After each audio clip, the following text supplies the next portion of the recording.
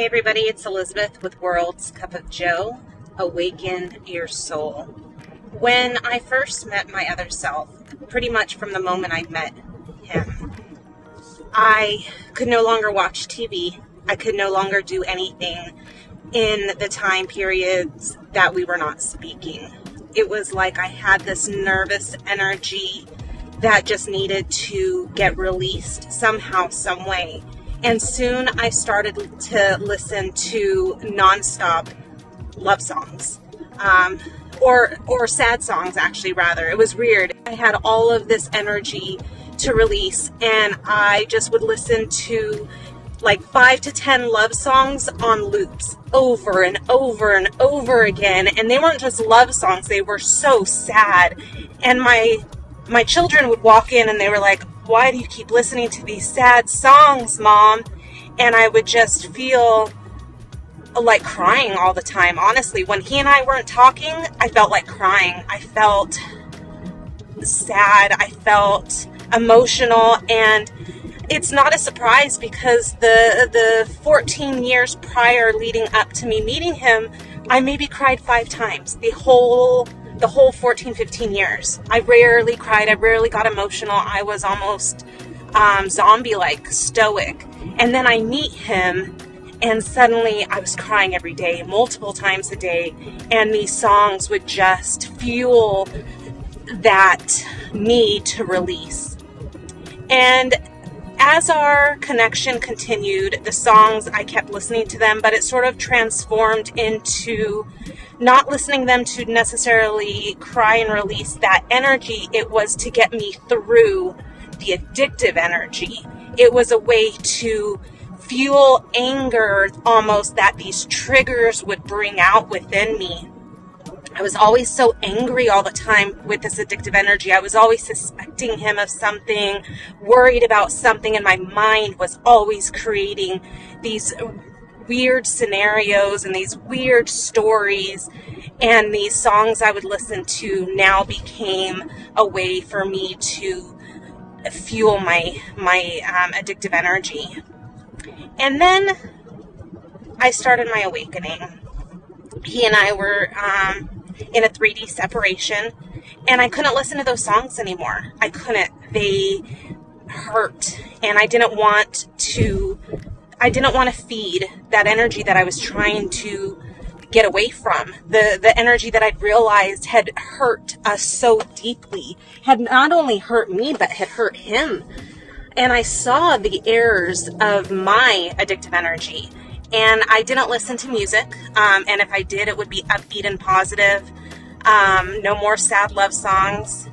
And just recently, Joanna and I, in our Ascension Cafe that we offer for our detox graduates, we talked about a challenge which is really extraordinary, to sort of test your own progress and see where you're at with your balancing.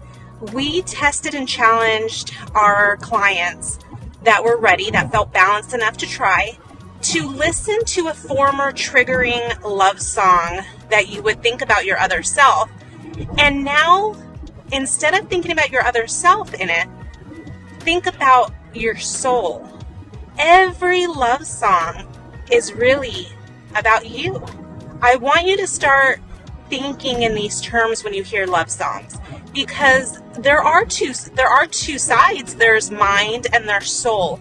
But soul is always that one who's there, unending, with unending love for you, that is never judging, that is always wide open, arms wide open, waiting for you to get out of mind and fully appreciate the never-ending love it has for you. It is really, really quite beautiful. And, I put on a specific song that used to be one of my go-to loop songs, and I wanted to try it out. Was I able to listen to the song without it triggering? And even though I'm in a permanent relating experience, there are still things I sort of stay away from that remind me of the past, of the time of my awakening, because there were some really painful times even in my awakening. That was actually one of the most painful times, because I was sort of forced to face how life would now be, and it was it was the killing off of my ego. So I decided, after Joanna and I talked in our Ascension Cafe, I decided to listen to a specific previously triggering song, and I would replace the lyrics that I once applied to my other self, and I would replace them with soul. And holy cow, I got high vibing immediately. It was so empowering. It was so beautiful. It was extraordinary. And from here on out, I will never apply a love song to anyone but soul, because soul is all there is needed in a relationship. Once you manage your connection and your alignment with soul, everything else will work out. So the love song that really exists is the one between you and your soul. And I want to challenge you guys to do this if you feel like you're ready. If you feel like it's a leak and it won't help you, then by all means wait. The last thing Joanna and I would ever want you guys to do is open up any leaks. But if you feel like you're balanced and you could put that song on and replace the other self with soul, see how it makes you feel. It really is quite special.